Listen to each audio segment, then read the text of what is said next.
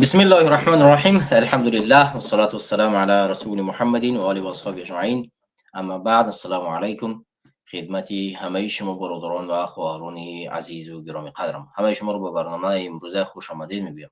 امیدوارم که هر کجایی باشین تن صحت و سلامت باشین برادران و خواهران عزیز و گرامی قدرم. اگر دوستان گرامی صدای ما در و ما خبر بدید، ما صحبت ادامه میتیم، منتظر کامنتاری شما نمیشیم، ولی و اگر که صدای ما هم نباشه و شما میتونید برای ما گوگهی بتین تا در روند برنامه مشکل ایجاد نشود ان شاء الله. همدیران و هموطنان عزیز و گرامی قدرم، همونطور که از موضوع برنامه یعنی از اسم موضوع برنامه فهمیدید، امروز ما برنامه را به 11مین سالگرد شهادت مرحوم عمر علی قوتف تهیه کردیم و برگزار کردیم تا اینی بتوانیم امروز در این برنامه پیرامون زندگی ایشان، پیرامون زندگی نامش، مبارزش و اون شجاعت و اون قربانی هایی که در راه مبارزه کردن صحبت کنیم.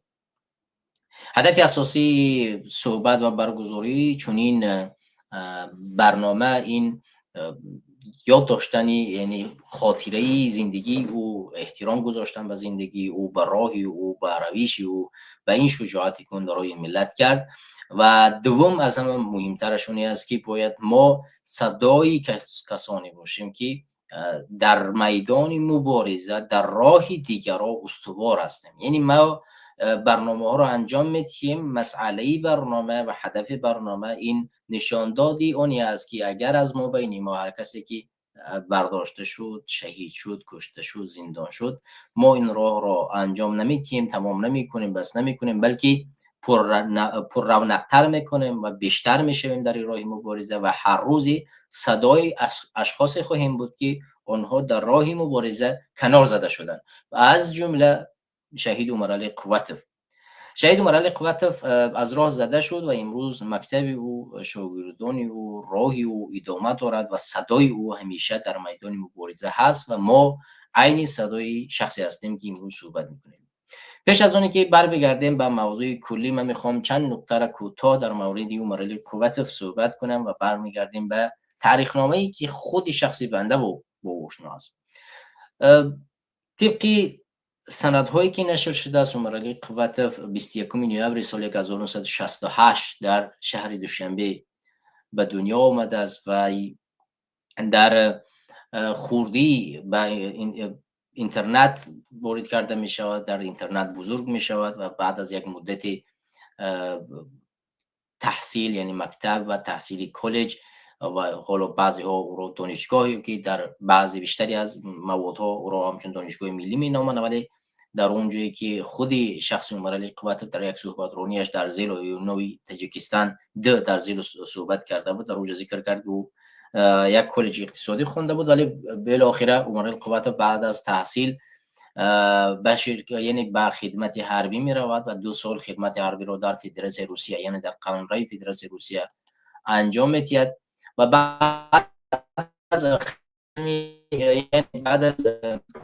انجام دادن خدمت حربی دوباره به تاجیکستان برمیگردد و یک مدت در اداره‌های دولتی و حیث ملیسا و انجام این چیزها کار میکند، ولی این کار رو همچون یک کار شایسته برای خودش نمیداند و رو میارد به تجارت. اینجا است که زندگی نامه عمر علی قوتف شروع می شود. یعنی از سالهای 1990 تا سالهای 2000 او به صاحب‌کاری مشغول می شود، در ساحه انرژتیک تجارت می کند، فعالیت‌های زیادی می کند و سال 2003 او شرکتی تاجران رو تأسیس می دهد که این شرکت در ساختارهای گوناگون کار میکنند، از جمله تجارت گاز نفت میکند، تجارت‌های یعنی سوزشواری گوناگون و لوحه‌های برقی و انرژتیکی نیز انجام میدهد و علاوه بر این باز شرکت‌های مخصوصی بارکشی انجام میدهد که اون از ماشین‌های زیادی را خریداری میکند از طریق کشور افغانستان و دیگر کشورها، یا که از چین. بین این کشورها یک میخواد تاجیکستان یک کشور ترانزیتی باشد و از اینجا مال و ملک را به این طرف اون طرف ارسال کند.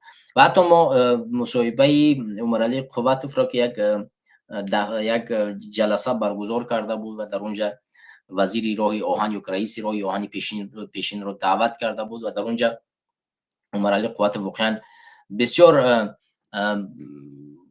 یک جلسه وسیع برگزار کرده بود. در روز جلسه از رئیس رایو هم بسیار تنقید میکند و میگوید که ما برای جلب کردن یک سرمایه گذار به از جیبک خودمون پول مصرف میکنیم، به کشورهای خارج سفر میکنیم و اونها رو به اینجا میکشیم میاریم، ولی شما در اینجا تعریف ها را خیلی گران میکنید و این باعث میگرده که ما نتوانیم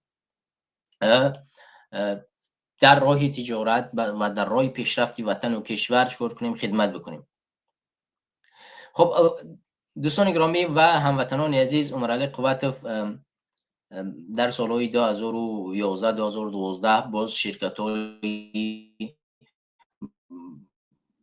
یعنی همین شرکتی که تاجران است، این در زیر این شرکت ده شرکت دیگر باز میکند. یکی از این شرکت ها به اسم شرکت فراز است که عین حال در دست داماد عروسی، یعنی در دست داماد امامعلی رحمه الله شمس الله صیبوف، و این شرکت نیز به همین کارهای داد و گرفت نفتی مشغول است و وقتی که دامادی امامعلی رحمه الله شمس الله صیبوف او را درآمدش رو میبیند، کار و تلاشش رو میبیند، کوشش میکند که این مال ملکی او را مصادره کند بعد فایده خود بگیرد، ولی عمر قوتوف به این دست نمیتید و این را اجازت نمیتید و میگوید اگر شما این کار کنید من دقیق است که راضی نمیشوم، چون مال و حلال دستی خود. وقتی که عمر قوتوف به خواست شمس الله صیبوف راضی نمیشود، شمس الله صیبوف از راههای گوناگون تلاش میکند که این شرکت را به فایده خود درآورد و تمام مال ملک عمر علی قوتوف مرحوم شهید را بگیرد و بالاخره موفق می شود و تهدیدهای زیاد میکند و این باعث میگردد که عمر علی قوتوف وارد سیاست شود. دو سال 2012 پس از مناقشه که در همون داخل حکومت صورت گرفت به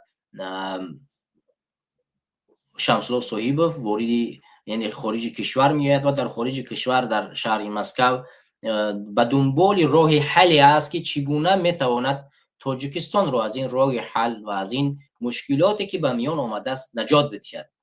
و در همین زمان در مرزی یعنی در آخر سال 2011 و در اول سال 2012 در مرز تاجیکستان و چین یک مشکلاتی روبرو میگردد که در اون مشکلات سرزمین ما به چین فروخته می شود از جانب حکومت امامعلی رحمه الله. یعنی در آخر سال 2011 و در اول سال 2012 سرزمین ما از قسمت بدخشان مرغاب به خطای داده می شود و این باعث می گرده که مردمی ولایت مختار کوهستان بدخشان به میدان بریزند، تظاهرات‌های گوناگون کنند و چندین نفر رو در اونجا چکار کنند، شهید بکنند و این باعث می‌گردد که عمر علی قوتوف باز هم روحیه‌اش قوی‌تر بگردد، از نوعدالتی که در تاجیکستان می‌شود بیشتر روحیه بگیرد و به سیاست وارد شود و اینجا تشکیل کردن یک حرکت سیاسی به میان میآید که منظورشون یعنی برای همین شهدایی که در ولایت مختار کوهستان بدخشان شده‌اند عمر علی قوتوف روی صحنه میآید و حرکت سیاسی گروه 24 رو تشکیل میکند. هدف‌های اساسی حرکت در همون زمان که عمر علی قوتوف در مصاحبه خود در اگر شما ببینید به زبان روسی با بعضی از نمایندگان جامعه شهروندی و فعالان حقوق بشر در فدراسیون روسیه نشسته بودن صحبت میکردن که با زبان روسی بخشی از او بود، در اونجا بیشتری از هدف‌های همین تشکیلات رو مبارزه بر ضد فساد، یکی از نقطه‌های مهم، طلب کردن اصلاحات دموکراتیک، انتقاد سیاست قدرت بود.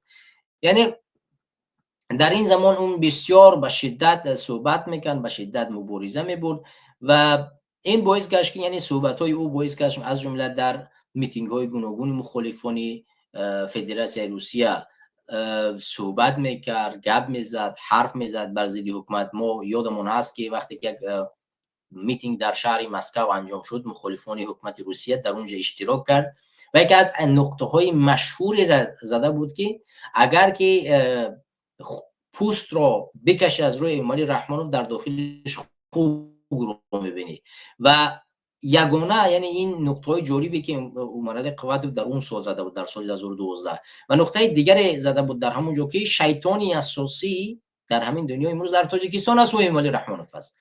و این نقطه‌ای بود که بسیار جلب کننده بود و در اون زمان امامعلی رحمانوف رو که در تاجیکستان مردم اسمش رو کج گرفتن، همتوانستن و جناب عالی و فلان بیسمدان میگفتن.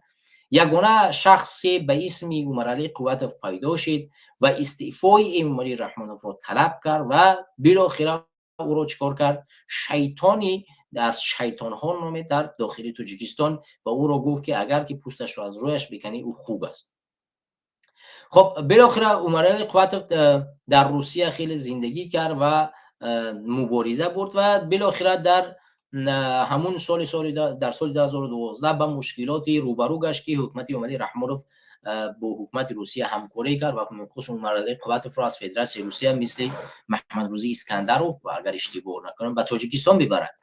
و عمرعلی قواتوف از روسیه فرار کرد، به کشور امارات متحده عربی سفر کرد و در کشور امارات متحده عربی در فرودگاه دستگیر شد و در اونجا تقریبا 8 ماه زندان شد.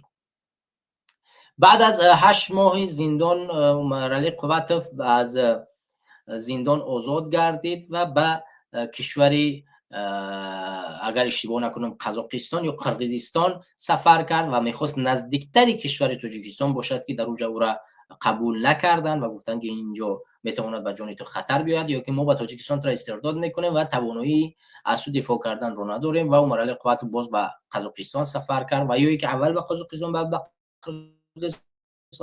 اول به قزاقستان بعد از این دو کشوری که در اونجا برای عمرعلی قواتوف دایره رو تنگ کردن و اجازه ندادن که نزدیک کشور تاجیکستان باشد، بالاخره سفر کرد به شهر استانبول کشور ترکیه و در اونجا مستقر شد و در اونجا مبارزه خود را عمرعلی قواتوف ادامه داد و بعضی از صحیفه‌های اجتماعی تشکیل کرد و از جمله ادنا کلاسنیک و دیگر صحیفه‌های اجتماعی و مبارزه خود را توسط صحیفه‌های اجتماعی می‌برد و همون با همون الیت سیاسی اعتماد و باوری داشت و میگفت که اگر که بشود مبارزه رو با الیت سیاسی ما میتونیم قدرت در تاجیکستان تغییر بدیم.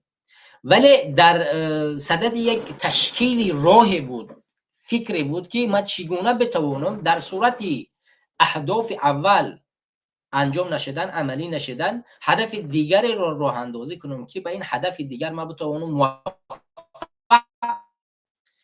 و بعد از آنه که تمامی نیت ها هدف هایی که داشت برای نخبگان انجام شود، الیت سیاسی که انجام نشد، عملی نشد، همون راهی درستی را که باید رو آورد به مردم و از مردم طلب کرد که بر بخیزد و مردم بر بخیزد و حکومت امامعلی رحمانوف رو سرنگون کنید.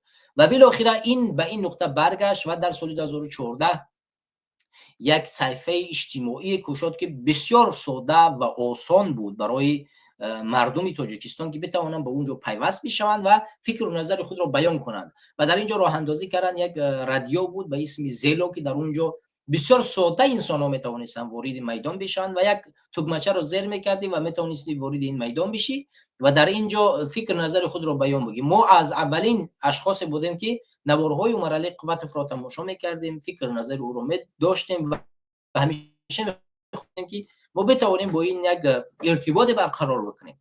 و وقتی که در کانالی یا در گروه‌های تبلیغاتی گروه 24 که در ادنا کلاسینگ بسیار مشهور بود، چون این تبلیغات نشر شد که چون این یک کانال تشکیل شده از در زیلو و هر کسی که میتواند پیوست بشه و فکر نظر خود رو بگوید و ما در اونجا پیوست شدیم و در اول بسیار اطراف ما یعنی حدود ما تعداد ما کم بود و ما 10-15 نفر پیوست شدیم و هر روز هم صحبت میکردیم و بالاخره هر روز نفرها زیاد و زیاد میشد و در اینجا ایده به میان اومد که چگونه ما میتوانیم به عمرعلی قواتوف پیوست شیم و در همین زیلو یکی از برادرها پیوست شد و گفت که من میتوانم با عمرعلی قواتوف در ارتباط شم و یک روز رو معین کنید او میتواند اون روز وارد همین کانال بشود و فکر نظرش رو بیان کند و شما میتونید سوال و جواب کنید و با ایشان صحبت کنید و این کارم انجام شد و عمرعلی قواتوف به زیلو پیوست شد و همین طریقت ارتباط مردم و جامعه به عمرعلی قواتوف پیوست شد و از سال 2014 عمرعلی قواتوف توانست در شهر مسکو بسیار بسیار بسیار هدفمندانه به مردم، یعنی نزدیک شود و مردم رو به خود جلب کند. و ما در یاد داریم که سال 2014 بزرگترین تظاهرات های مردم تاجیکستان در فدراسیون روسیه انجام شد. هر روز جمعه در نزد مسجد پرسپک میر مردم تاجیکستان با هم جمع می شدند و از ظلم و ستم امامعلی رحمانوف صحبت میکردند و بالاخره باز به پیشنهاد عمرعلی قواتوف و دستگیری او سازمانی ما که امروز من راهبری او هستم در قلمرو فدراسیون روسیه تشکیل کرده شد و راهبر او یک از شاگردان وفاداری عمرعلی قواتوف یعنی مقصود ابراهیموف گزیده شد و من جانشین اولش، نسیم جان جانشین دوم و همین طریق مبارزه ما در فدراسیون روسیه ادامه یافت. در روند همین مبارزه ما در ماه دکبر بار دیگر عمرعلی قواتوف در ترکیه دستگیر می‌کرده می‌شود. اون با حسین اشور و سهراب ظفر راهبر زندانی حرکت سیاسی گروه 24 و اگر اسم در یادم باشد بود یک نفر دیگر عبدالرشید، بله 4 نفر اینو دستگیر کرده میشوند و در ترکیه زندان کرده میشوند. و در اون زمان من یادم هست که من اخیران تظاهرات را که در قلمرو روسیه انجام دادم این 31 دکبر سال 2014 بود که ما با یک عده از جوانان رفتیم در نزد سفارت ترکیه یک تظاهرات کردیم برای آزادی عمرعلی قواتوف و ببخشید کسانی که با او دستگیر شده بودند. و همزمان بعد از این تظاهرات انجام دادن من اومدم باز دوباره نزد سفارت تاجیکستان با همه جوانان و در نزد سفارت تاجیکستان هم این تظاهرات رو انجام دادیم و من و یک برادر دیگر دستگیر شدیم و زندان برده شدیم و بالاخره بعد از 5 سال ما رو دوباره آزاد کردم و ما برگشتیم به خانه های خود و همین جمله مبارزه ادامه پیدا کرد. ولی متاسفانه حکومت تاجیکستان با حکومت روسیه همدست شدند و تمام جوانان فعال همین تشکیلات رو، یعنی اعضای سازمان جوانان برای تاجیکستان و اعضای گروه 24 در قلمرو روسیه یعنی موردی تهدید قرار بدهند و یکی یکی پشت یکی دستگیر کردن و پشت زندان بردن. در همین سال 2014 تقریبا 10 نفر اعضای ارشد همین سازمان و گروه دستگیر کرده شد و بالاخره ادامه پیدا کرد و در سال 2000 ما یادم هست که در همون سال 2014 مقصود ابراهیموف در 21 نوامبر بود اگر اشتباه نکنم به یک حمله سوی قصد به جانش صورت گرفت و 5 کارت به جان او زدن و عمرعلی قواتوف این کار را محکوم کرد و از مردم طلب کرد که به میدان بخیزن و هر کدومش مثل مقصود ابراهیموف یک لیدر شوند در میدان و گفت من آرزو دارم که 100 تا مدیریت رو داشته باشم که ارادر باشند و مثل خود ما بتوانند به مردم دعوت کنند و صحبت کنند که مردم به این پیوستند و الحمدلله به این آرزوش رسید و در رادیو کانال زیرو نه تنها 100 بلکه من در سال 2015 وقتی که به سوئیسیا اومدم در سوئیسیا یک لیستی مدیراتری تشکیل کردم که زیاده از 130 نفر مدیراتری فعال. دوستان من در صدای ما هست و اینجا میبینم که مشکلات اومده است. خب 130 زیاده از 130 نفر مدیراتری فعال و اراتر در همین رادیو کانال زیل وجود داشت و این نشان داد اونی بود که عمرعلی قواتوف واقعا توانست با اون روحش که به همین گونه مدیراترها رو آماده کند و اینها مبارزه ببرند چکار کنند برسد.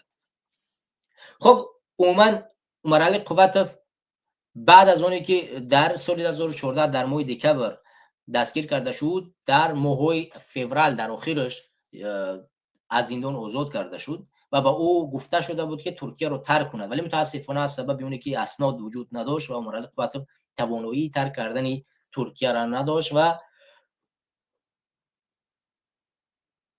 در 5 مارس سال 2015 یکی از خائنان به اسم سلیمان در شهر استانبول مردم رو به خونه‌اش دعوت میکند، از جمله مبارزان را، از جمله عمرعلی قواتوف را که بیایید من افطار میتیم و بیایید شما بیایید من یک خیری میکنم، پدرم در تاجیکستان گذشته است و فلان روزی نمیفهمم در گذشت پدرم است، حالا نمیفهمم چون عمرعلی انسان بسیار دیندار بود و یک انسانی دلسوز بود و این نفر یک نفری فقیرم بود و بسیار دوست نداشت که دل کسی رو بشکند و به این نشست اومد و در این نشست شب نشستن، غذا خوردن و عمر قواتوف احساس کرد که برای او زهر دادین و بدنش ضعیف می شود و اون خانه را ترک کرد، به میدان بیرون برآمد و میخواست تاکسی بگیره بشیند و متاسفانه در همین زمان یک نفر سلاح به دست آمد، سوی او تیر خالی کرد و از سر او تیر پران و به همین زندگی عمر قواتوف به انجام رسید و شهادت را قبول کرد. عمر قواتوف از این تیر انداختن شهید شد و متاسفانه ما و شما تو امروز عمر قواتوف را در کنار خود نداریم. عمر قواتوف اویله‌دار است، صاحب 5-6 فرزند است و حتی بعد از مرگش همسرش باردار بود، حامله‌دار بود و یک دخترچه دیگر نیز به دنیا آورد بعد از وفاتش و الحمدلله امروز زن فرزندش در سلامتی کامل زندگی میکنن و زندگی دارن و امیدواریم که پروردگار اون رو همیشه در حفظ امانش نگهبان باشه. و حالا یادی که از عمر قواتوف مونده است این یاد شجاعتی اوست که ما مردم و جوانان رو به میان آورد.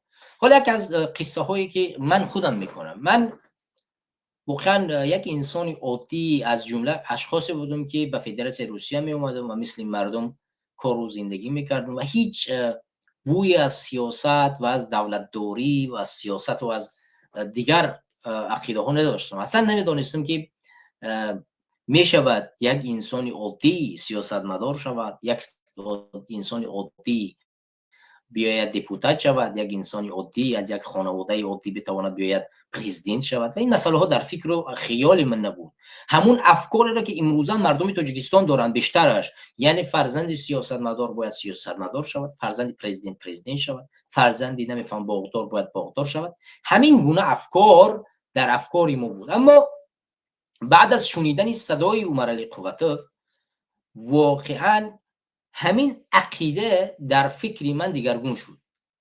وقتی که من در یوتیوب ویدیوهای عمر قواتوف رو تماشا میکردم در ادنا کلاسیک، واقعا یک نیرو و یک روحیه دیگری میگرفتم و وقتی که زیلو تشکیل شد، اولین کسی که در زیلو توانست با عمر قواتوف سوال کند در حالی هم در کانال ها هست، این صدای من بود. یعنی من اولین سوالی سیاسی رو توانستم به عمر قواتوف بتیم و اولین کسی را پیشنهاد کرد که عمر قواتوف به همین برنامه زیلو بیاید من بودم و پیشنهاد کردم که ما با عمر قواتوف باید در ارتباط شیم و جویا شده و عمر قواتوف را یک برادر پیدا کرد و به رادیو کانال زیلو آورد و ما در اونجا اولین سوال رو انجام دادیم، من خودم شخصا، و از همین طریق ارتباط ما با عمر قواتوف پیدا شد و الحمدلله ما با عمر قواتوف هیچ گونه ارتباطی بدی نداشتیم و همیشه در گفتگو با او لذت می‌بردیم و متاسفانه در سال 2015 وقتی که عمر قواتوف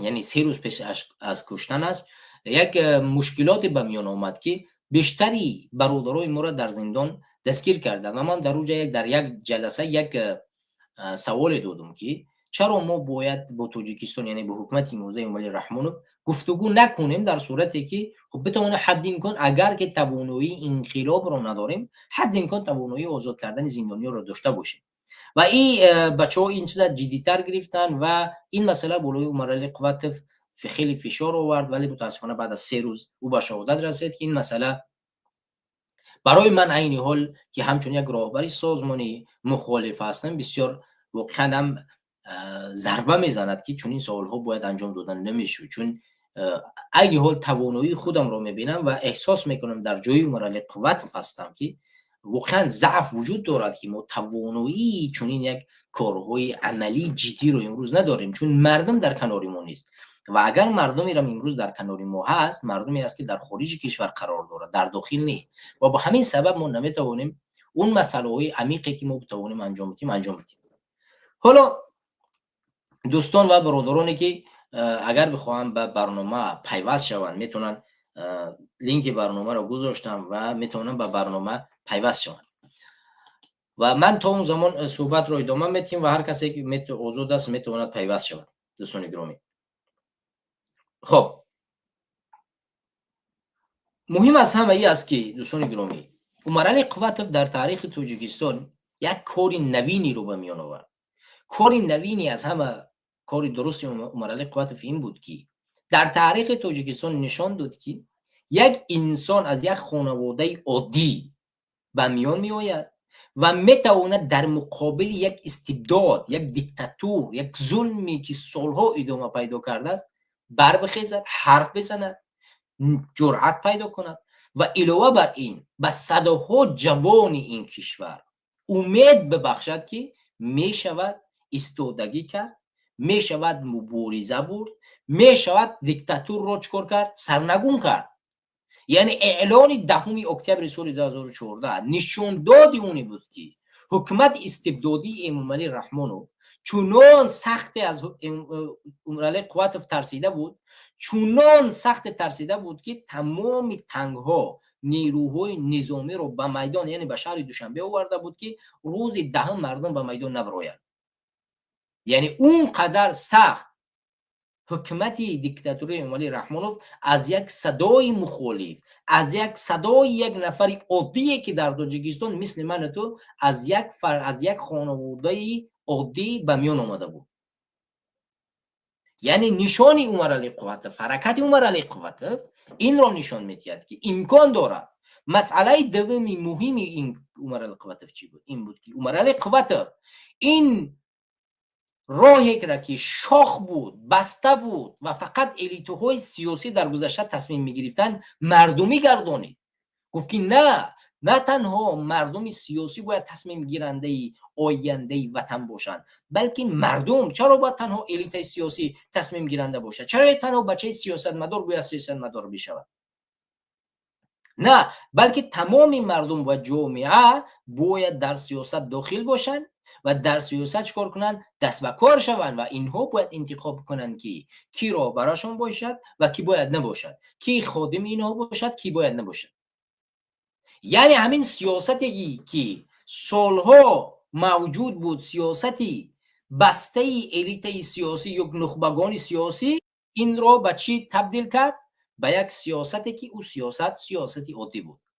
ما چندین نفر را به برنامه دعوت کردیم، از جمله برادرم رو منوچهر کوهستانی از کشور آلمان و منوچهر کوهستانی به برنامه یادبودی شهید عمرعلی قواتوف خوش آمدید. امیدوارم که تنسیت سلامت باشید. ما طول نیم ساعت میشه صحبت داریم در این موضوع و اگر فکر نظر رو راجع به همین قضیه ان شاء الله بیان بدارید و از روند زندگی که با عمرعلی قواتوف آشنا شدید و صدای او را شنیدید و چگونه او برای شما تاثیر کرد که این راه رو انتخاب کنید. بفرمایید دوست گرامی. سلام و درود و سلام به همه تماشابینان برادر عبیدالله سیدی. بله، پوست کنده بگویم زمانی که ما جوانها از آن انسانهایی که فکر میکردیم چرا یک نفر پیدا نمی شود که اینقدر انسانهایی که میخواهند در کشور یک سهم داشته باشند، در سیاست کشور یک سطح داشته باشند، یک نفر پیدا نمی شود که آنها را جمع آوری کند. دقیقاً آخرهای سال 2012 بود که من بنده عمرعلی قواتوف را در اول همچون دوست و همچون یک انسان هم عقیده شناختم، اما در وقت رفت زمان که شما در اونجا حضور داشتین، عمرعلی قواتوف با یک انسان تبدیل شد که دیگه ما همچون یک استاد و همچون یک برنده این راه او را تصدیق کردیم و دنبال او شدیم. دقیقاً انسان‌های مثل عمرعلی قواتوف یک خاراکتری دارن که اونها را واقعا نمیرنده میکند. همین هستند که یک از هم مهمترین سطح فهمیش توحید همی است که انسان نپرسد که چی میشود، انسان باید همون با عقیده و اخلاص خود حرکت کند. دقیقا همین حرکت را عمرعلی قواتوف داشتند، همین حرکتی که توانست که اکثر جوانهای زنده دل را و انسانهایی که میخواستند در این راه قدم بگذارند با آنها همچون یک کمک شد که آن در اینجا آمدن. و دقیقا عمرعلی قواتوف یک لهجه و یک گفتار عادی داشتند که اکثر مردم هم با سواد هم بدون سواد مفتون صحبت های او می شدند، چون که اون برنامه زیاد پیچیده هم نداشتند. درباره انقلاب یک ایده داشتن که ما فقط میخوایم انقلاب کنیم، با چی راهی که باشد نباشد باید که این حکومت در کشور نابود کرده شود و حکومت دیگری در سر قدرت بیاید که بتواند عدالت اجتماعی را برای تمام مردم تاجیکستان برآورده بکند. دقیقاً من فکر میکنم عمرعلی قواتوف یکی از شخصیت های پرتأثیری جامعه تاجیکستان در این عصر 21 بود و هست و خواهد ماند، که توانست همون ایده‌ای که در دل بسیاری جوان ها بودن و نمی توانستند که یکشون دو شود و 4-5 نفر دنبالشون شوند، دقیقا همون ایده را عمرعلی قواتوف توانست که پیش ببرد و یک حرکتی را ایجاد کرد و یک ایده را ایجاد کرد که میتوان فهمید که آخران سخن اونها چی بودن. اگر من به خاطر ایده ام، به خاطر هدفم، اگر که بدون هیچ چیز بمانم، بدون خانه بمانم، میرم در سر یک مترو در یک جای پر آدم می نشینم و در اونجا دعوت میکنم، میگم که اینمی رحمانوف ظالم ای، اینمی حکومت ظالم ای. دقیقاً همین اخلاص اون شخص در این راه عدالت، اخلاص اون شخص در این راهی پیشرفت، یعنی انقلابی، واقعا او را به یک جایهای بردن که دقیقا اون شخص شهید شدن. و امروز ما در روزهای بگیم که در دهه دوم ماه شریف رمضان یاد آن شخص میکنیم. یعنی از این صحبت ها معلوم می شود که عمرعلی قواتوف زندگی خود را نه در این که در مرام و نافهمیش زندگی کرده بود، بلکه به خاطر هدف و ایده خود زندگی کرد. اگرچه در مردم ما تصوری فهمیش مردم ما این هست که یک لیدر باید، نمیفهمم، در تخت های زرین باید ببینند، یعنی این تصور رو فهمیش را دقیقا جناب رحمان و حکومت اون برای مردم آموزش داده است. اما در اصل یک انسان فریخته، یک انسان فهمیده و یک انسانی که واقعا از دین و از دنیا و از انسانیت با خبر هست، برای او همینه که یک چیزی برای زندگی داشته باشد برای او کافی است. دقیقاً عمرعلی قواتوف در زمان خودش خیلی انسان پولدار و انسانی، یعنی که در بالای زین بودن، اما وقتی که آمدن و حرکت سیاسی تشکیل کردن و برای انقلاب حرکت کردن، در ته زین آمدن. اما میگن انسانی با فراست و با فرهنگ، حتی در زمانی که زندگیش سخت است، در همان زمان استطاعت و آمادگی خود را به خاطر هدفش نشان میدهد، که دقیقا این سخنها را میشود درباره عمرعلی قواتوف گفت. برادر عبدالله سیدی. بله، کوهستانی عزیز، ولی نگاه کنید شما، اول اگر آشنایی خودتون رو بگین، چگونه خود عمرعلی قواتوف از کجا یکم بار آوازش شنیدی، ویدیوش دیدی، یا که وارد زیل شدی؟ این زمان هم در زندگی امروز سوال نکردم بوری. دقیقاً آن زمانی که ما در زیلا بودیم عمرعلی قواتوف در آنجا نبودند، چون که بنده در آنجا اولین انسان‌های هستم که کانال تاجیکان روسیه رو تشکیل کرده بودم و با دیگر برادرها در اونجا درباره سیاست گپ می‌زدیم، اگرچه اونقدر آزاد نه، یعنی یک کاری میکردیم که بفهمن که ما ایده سیاسی داریم.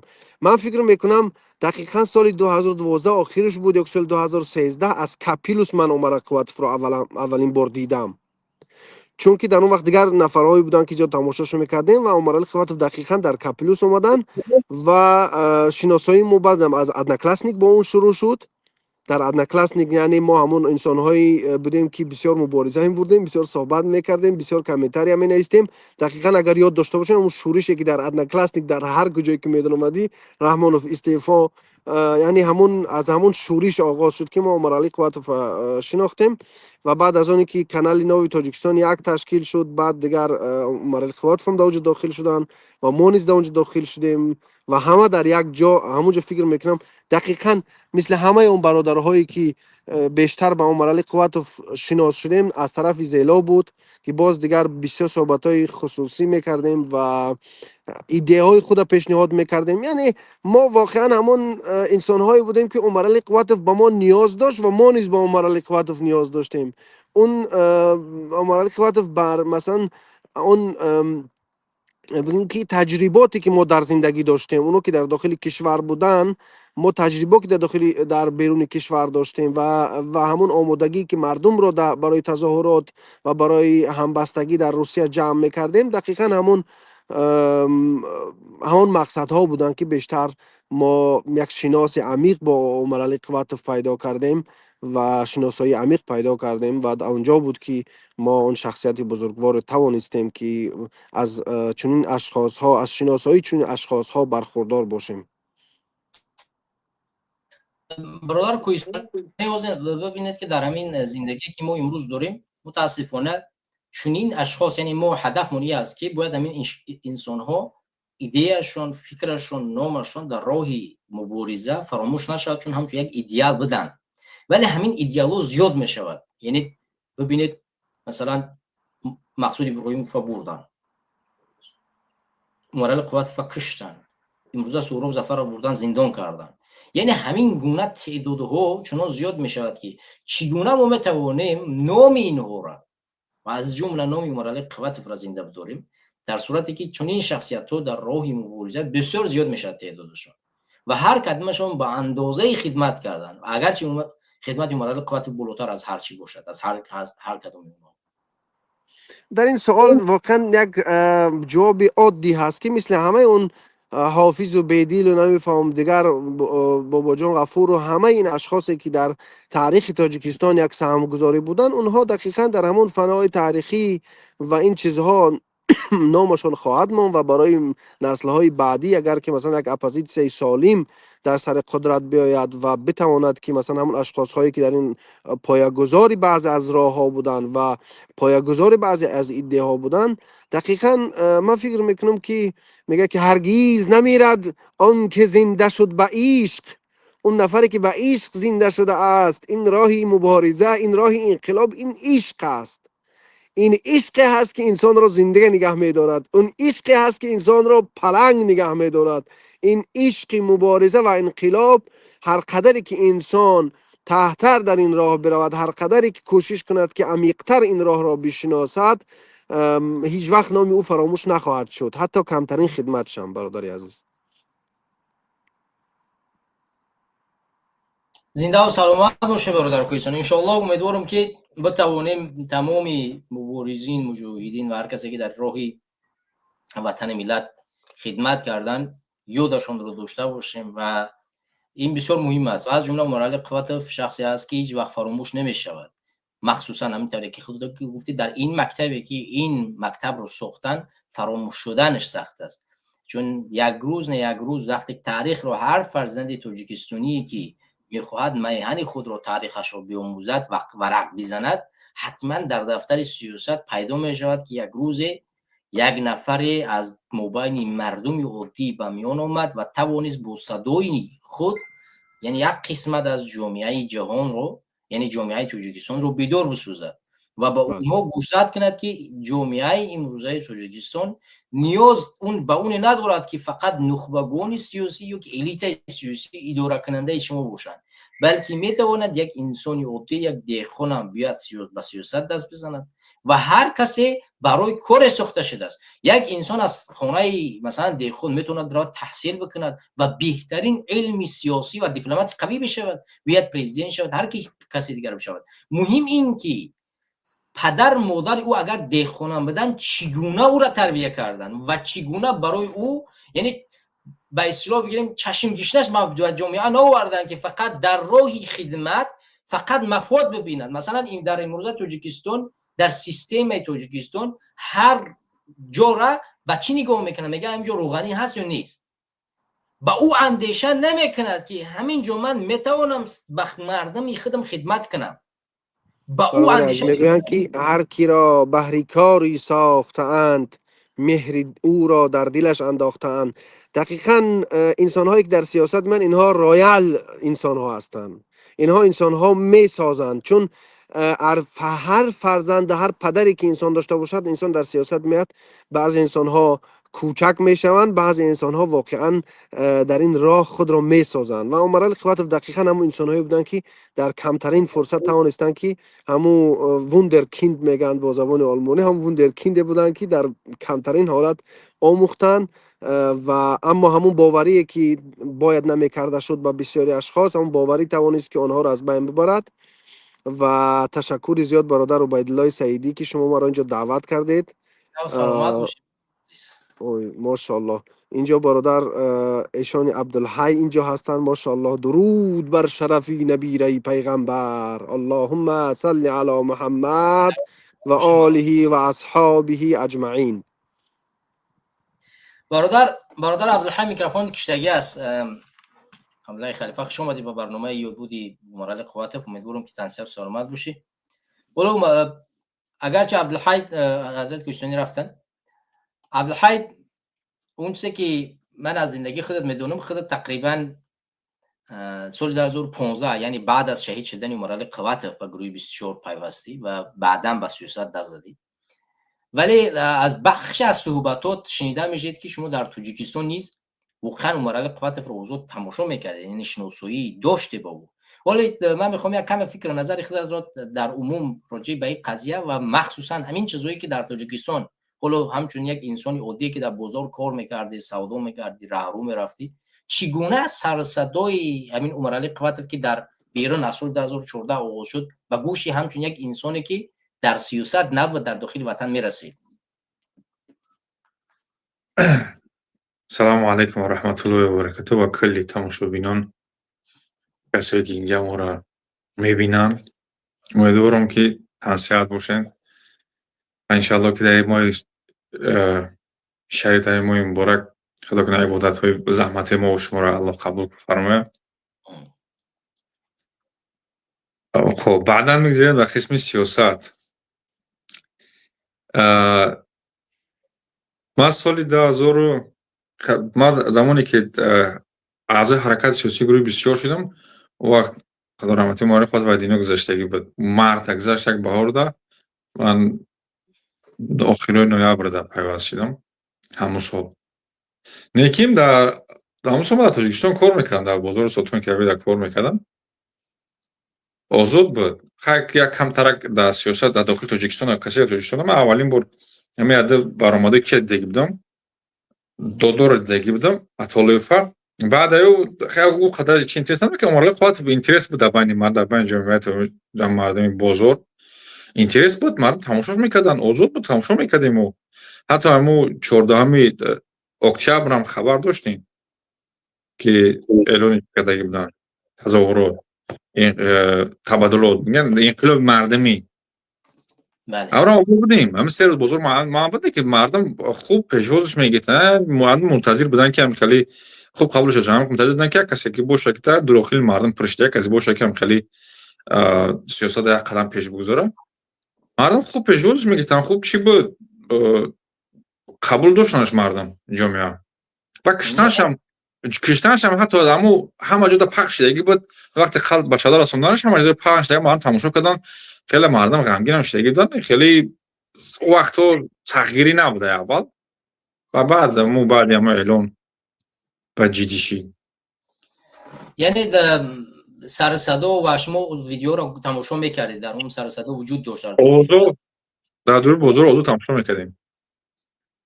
یعنی اوضاع سر صدای مرال قواتف همه جا شنیده میشین، مردم اوضاع تماشا میکردن، میشناختنش، مردم بازار هم میشناختنش.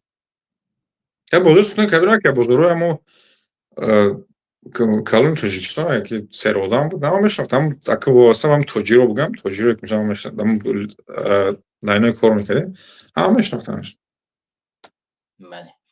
و بعدا این اوضاع شما بعد اومدید گرمانیا و گرمانیا عین حال دیگه بعد به گروه سیاسی یعنی گروه 24 بعد ماه نویبر بود، ما نویبر اومدم. بعد وقت با هم چیده پیوستیدم در زیلو با اونجا پیوستیدم. با بچه ها قد شنوس شدیم، اما تا آخر همون سال 2015 بچه ها را دیدم، پیش ملاقات کردم. بعد فعالیت من شروع شده بود، پس پرده بود، نه رسمیش. بعد تقریبا یک سال بعدش بودم، مرد سال دیگه شد 2021 بعدی از پس شهادت 16. بله. حالا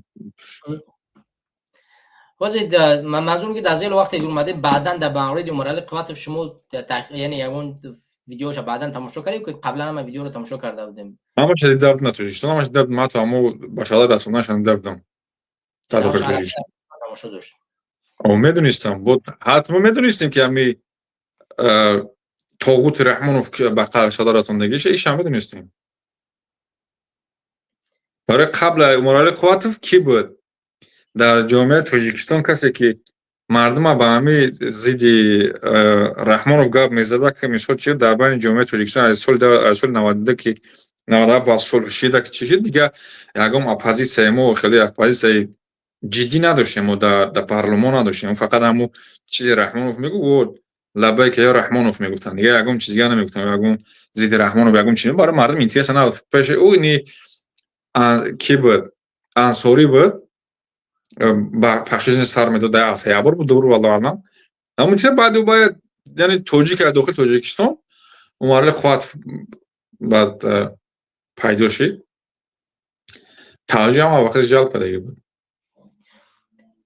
باز همین اگر که ما نگاه کنیم در عموم اگر خلاصه کنیم که خودت وقتی که اومدی خارج کشور همین صحبتایی که در گذشته شدگی با شهادت عمر علی قفاتف همین ها تقریبا تاثیر گذاشت که تقریبا وارد سیاست شده بیشتر اومدی وارد گروه سیاسی شدی یا اینکه یگان چیز دیگه سبب بود که بعد از اومدی بچه‌ها را دیدی نزدیک شدی ولی تقریبا همین صحبتای عموما عمر علی قفاتف نبودن شو یعنی سال 2000 مثلا 11 ها بگیریم و 2000 مثلا 13 که بعد صحبت‌های عمر علی قفاتف شروع شد قدمش مثلا اوج تو این زمان فرقیت میکرد یا اینو تاثیر گذاشت روسیما در سیاست قبل از مو گروه 24 یا اصلا وجود نداشت مرحله خود در بزرگ بود در تاجیکستان بود که ما مثلا در سیاست دست زدگی بودیم مثلا 2006 شروع شدگی بود وقتی بزرگ رفتیم دیگه در بزرگ مو مردمی چی بود بیشتر مردم هم طالب علمایی که با قول رحمان و بگیم وهابی بگیم شما اونا چی بگیم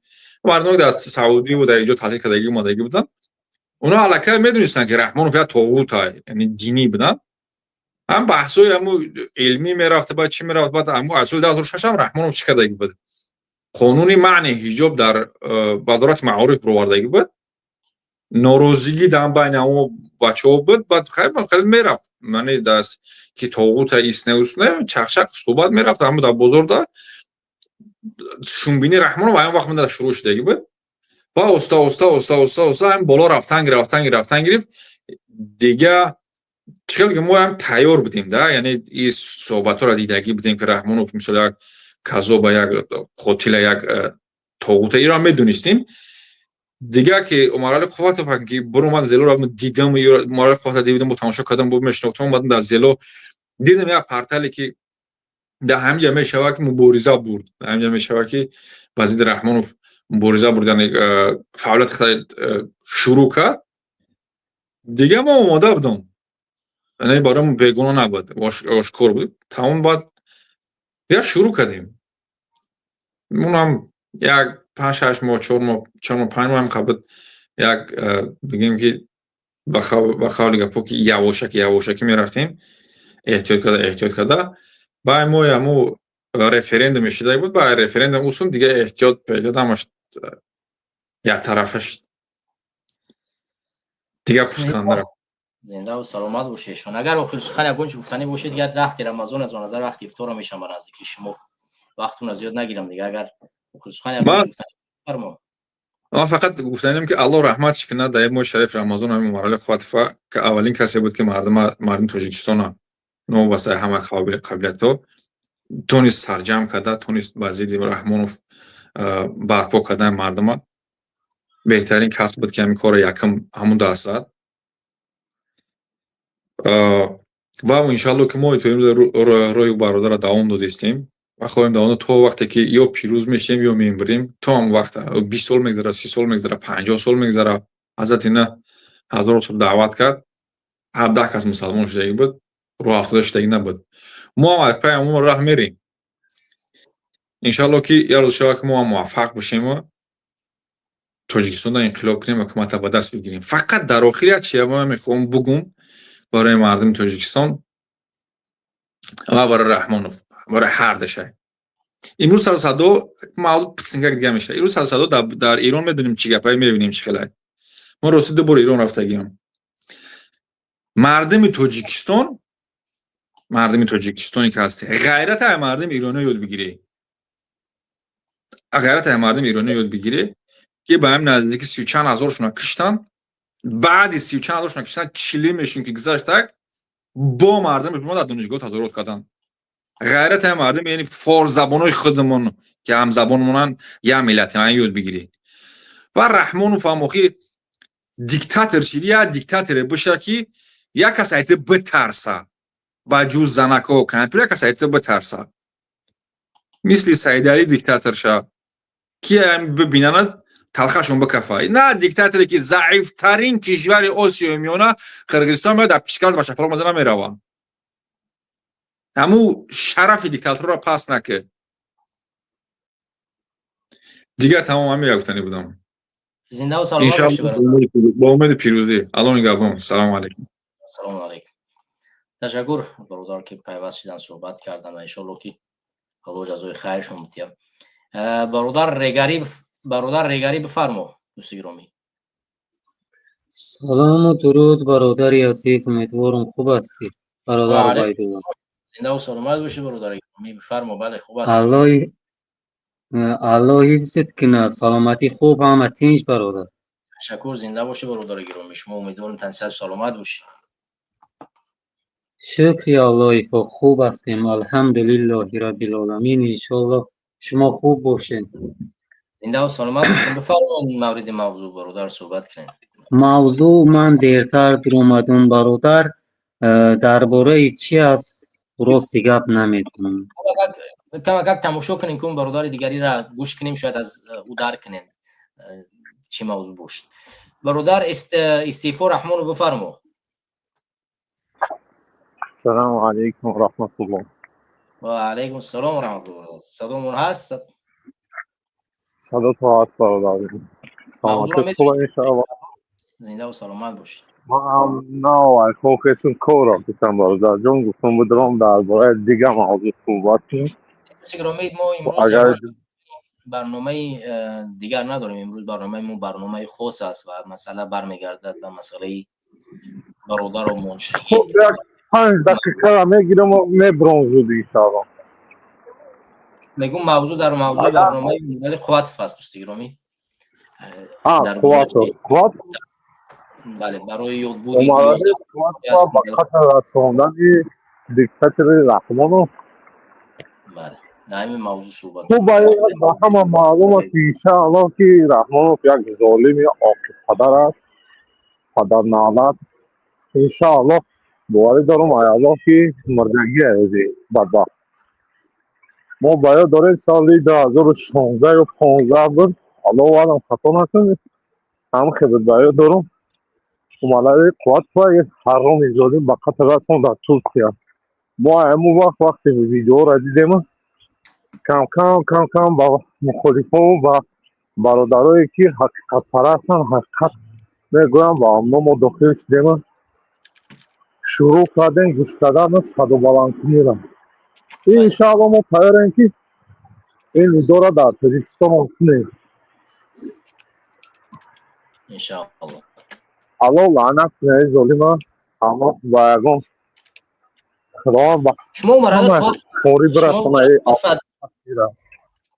مرحله قوت چگونه شناختین اصلا اگه او شناختین کی فهمیدین که مرحله قوت وقتی در زلو میگفتن ما کم زلو هم درآمد پدر ما خودش تو چی بود حزبی بود کم درآمد گوش میکرد در خونه میگفتیم اینو کیان مرا میگفتی اینو بچم خیلی ما در هر جا گوش نکنیم تو مامیتا هر آدم گوش نمیکرد برادر. بعد از یوتیوب کانال شدم در یوتیوب کانال یعنی مرحله قوت تماشا کردم که او آدم چی میکردن او گرجت میکردن آدم های ظالم رحمان چرا کمی دیگر مانده مطابقتون میرسونیم و خواستشون رو انجام دادن. انشاءالله برادر ما بیزن الله شهید است و ما همه خواهیم که در مثل مرحله قوت بکنیم نکنیم. ما همه آدم های هستیم که از مرحله قوت فرودیگان برآمدگی داریم انشاءالله. بله.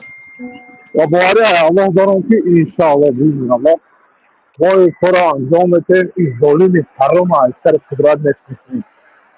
الله لعنت کنه. استغفار رحمانه الله نگهبان پولیس برادر. زنده باشین.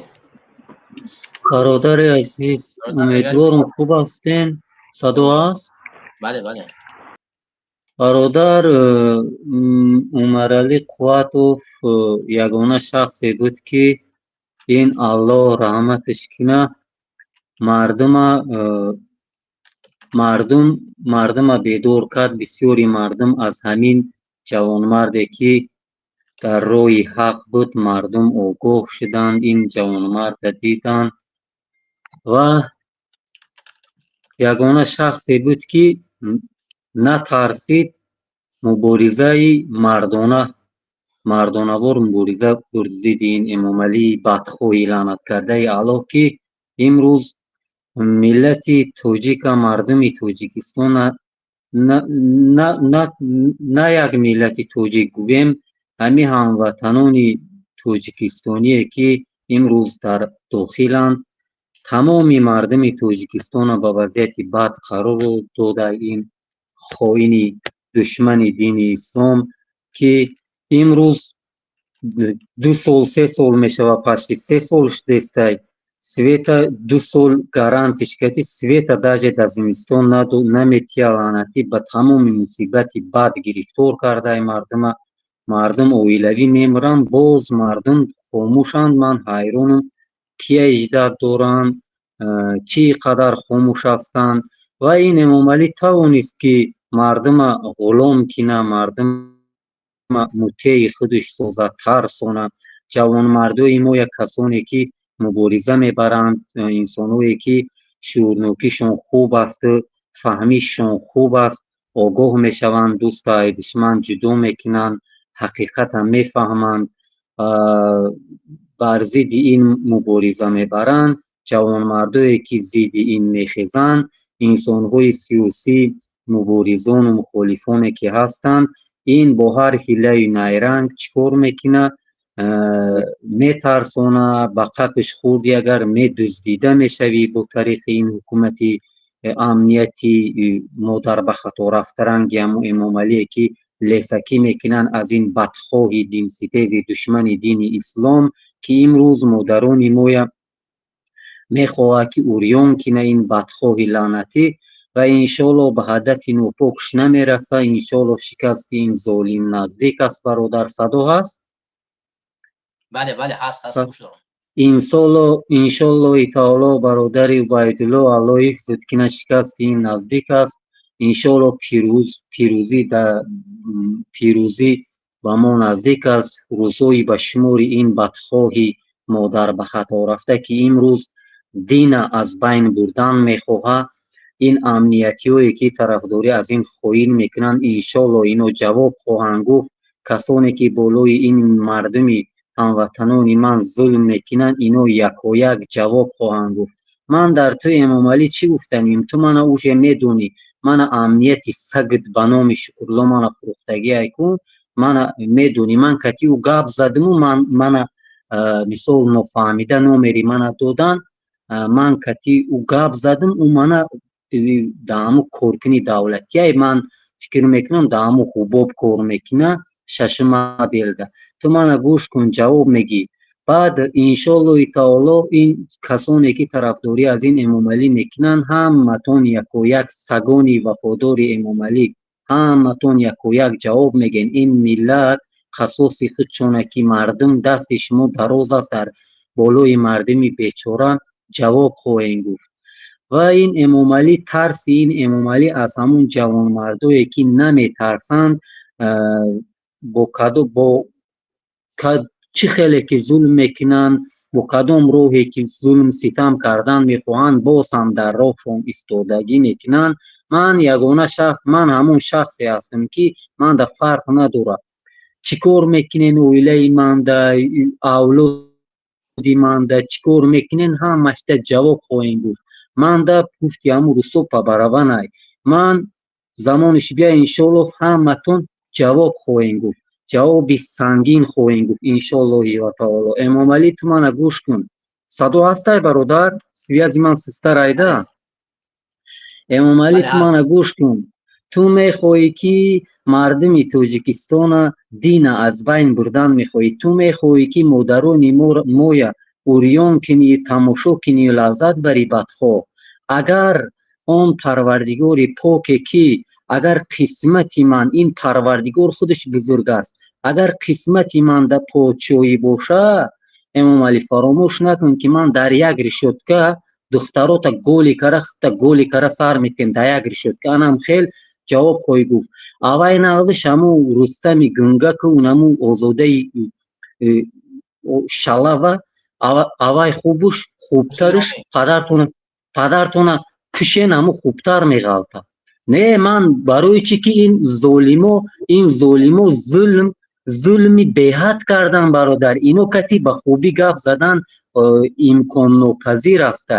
اینا فراموش نکنه امام علی که این ملت قصاصش از تو خوب میگیره. من یک چند برادر عزیز این گپی خوب نمیفهمه امام علی. طرفداران امام علی امنیتی و فراموش نکنین که همه کنکریت نی 100% جواب خواهیم گفت انشالله با امر خدا. شما فکر نکنین که من میترسم و خاموش میشم. من اگر یک قدم دست من حرکت کنین انشالله 100 قدم شما شکست میخورین چون که دشمنای من دهچند پرقوت ساخت. انشالله با امر خدا یگان کار کردن نمیتونین نکیم. انشالله من امیدوار هستم اگر عمری من باشه بعد همون وقت میبینین که من کی هستم بعد من میدونم با شما چخیل کار کنم.